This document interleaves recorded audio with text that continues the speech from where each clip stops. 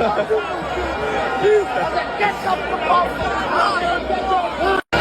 can't mess this message that a Jamaica straight. No boy. Cavalier straight. There down.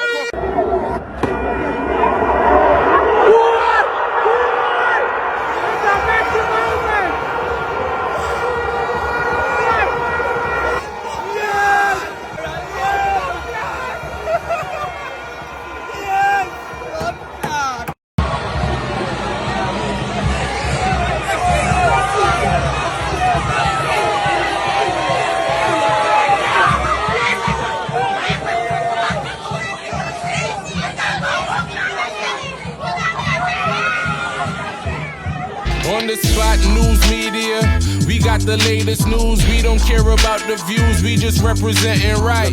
Put local news internationally every night. On the spot, wave that Jamaican flag from left to right. Let's get it right, y'all know the type. We ain't dealing with the hype. We make it take flight. Yeah man, my viewers and subscribers, what go on? A blessed and wonderful Friday morning to each and every person out there tuning in to On The Spot News Media. Now my peeps, I don't know how we do it over on this side each and every morning. We have to give thanks and praise to the Most High Creator for the preservation of life, because life is indeed the greatest. So in the morning, my peeps, I have a few stories to share with you, the regular members of Chan Public and also members of the diaspora. So please like the video, share the video, watch the entire vlog so you can get a full understanding and a better appreciation of everything we're going in Jamaica. So watch your snow, my peeps, to the name Friday, the day when Mr. Smile smile pan some of the ones and ones them pocket.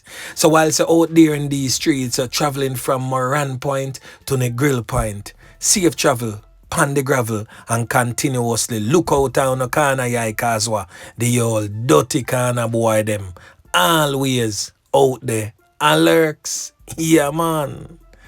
Boy, yesterday's football match between Cavalier and the Miami-based team that Messi play for, boy, I tell you, it was a joy. But Jamaicans, boy, I tell you now, on a sample, I have never seen nothing like what I saw yesterday unfold anywhere at all in this world, where a team is challenging our own Jamaican-based team, and we are cheer for the team that scored against us. Well, not even for the team per se, but more so for one specific player. We are talking about Lionel Messi. When the man scored, the entire stadium erupted. It coming like a Cavalier score against them. They have never been so happy in their entire life to be beaten by Messi. Boy, Messi, you coming like you need to give up your citizenship and become a citizen of Jamaica, because Jamaicans love you more than even they love their own. But it was a joy still.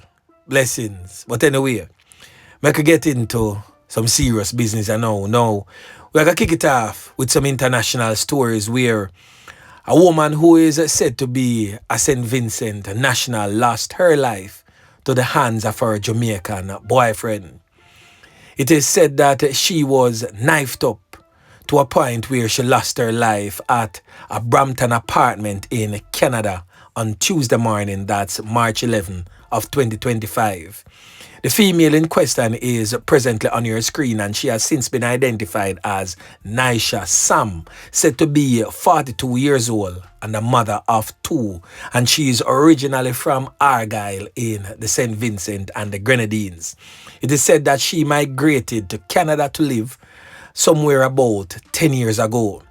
So according to a news source, the Peel police in Canada stated that a man was in custody after the fatal knifing.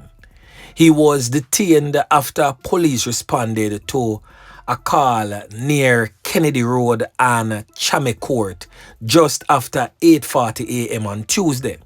It is said that a woman in her 40s was rushed to a trauma center in life-threatening condition but was pronounced you know what a short time later. So the male Jamaican suspect who was known to the victim was found nearby by the police and he was accosted and taken into custody. Reports are that a child was in the apartment when she was knifed up. And it's the child that actually called 911. Boy, me I tell you my peeps. The thing rough. Now the name of the Jamaican man has not yet been released by the police. But on the Spot News Media will most definitely update you as we get further information. Yeah man. Now back to local style my peeps.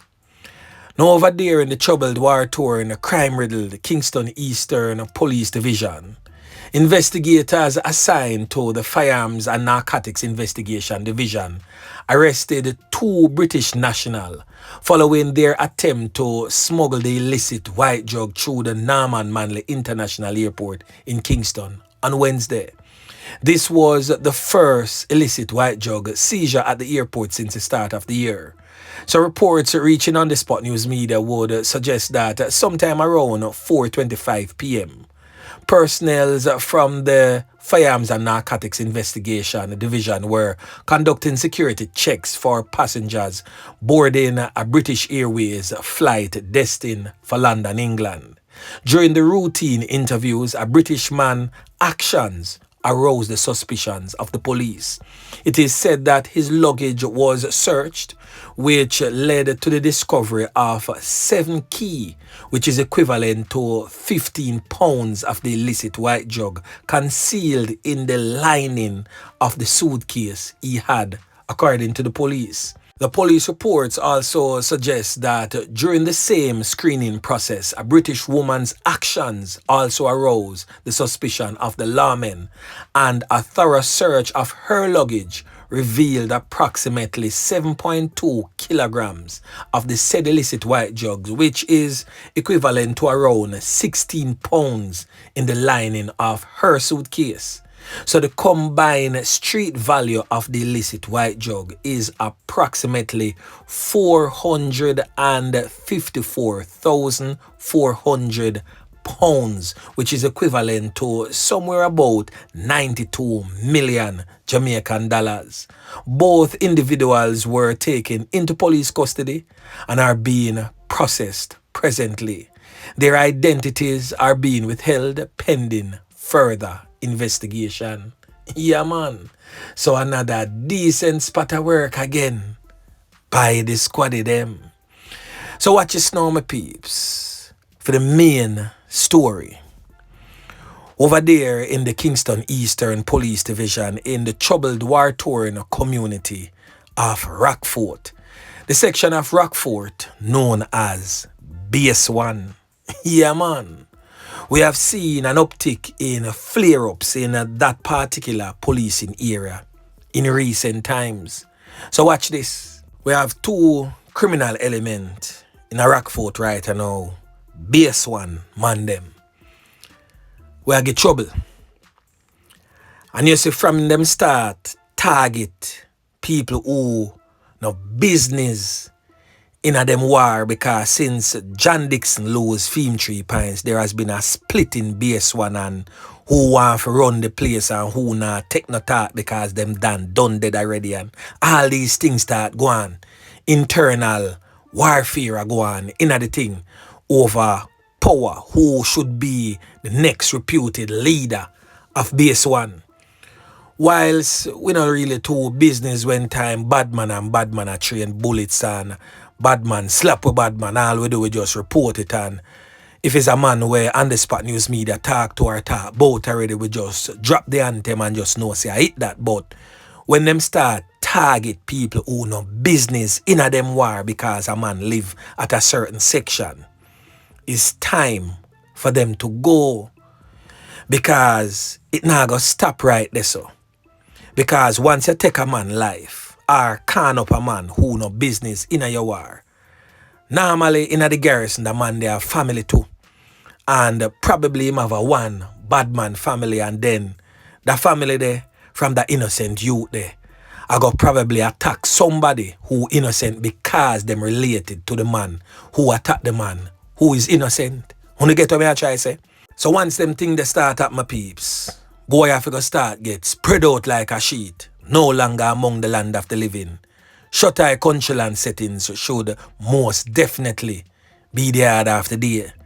And you, the residents of that troubled community, need to assist the squad of them to find them dirty boy and take them out. It's either walk out or chalk out. Yeah, man. Now we have two criminal elements. We carry out a knockings and clappings. Just recently, we are talking about yesterday in the base one area of Rockfort. We are talking about this criminal element here who has been deemed wanted for a mighty long time and has been featured on the spot news media over and over again over the past couple of years. We are talking about this criminal element here, presently on your screen identified as Demoy, Shirley, but them call him Ageable or Short Man in our streets. Now, this criminal element here have a criminal accomplice. We are talking about this dirty boy here, presently on your screen identified as Xavier, Blackwood, but them call him Rollie in our streets.